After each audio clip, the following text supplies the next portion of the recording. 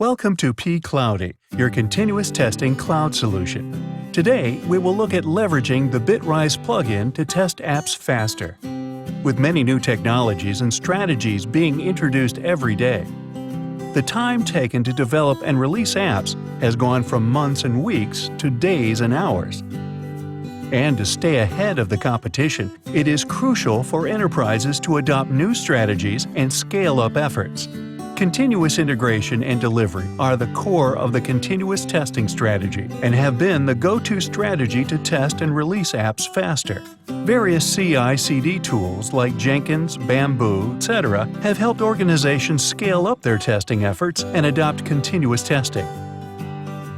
Bitrise is another helpful continuous integration tool that assists developers to easily maintain and build their apps using automated workflows and steps. It helps them with the build process of various APK and IPA files upon committing the code. The automated build process makes it easy to deploy apps and test them fast to decrease the release cycles. However, there is a lot of time lost when you manually add the APK or IPA files from your local machine to test on the platform. But thanks to the pCloudy Bitrise plugin, you can now view and install the APK and IPA files directly on the devices. You can do this by simply adding the pCloudy plugin as a deployment step in the Bitrise workflow.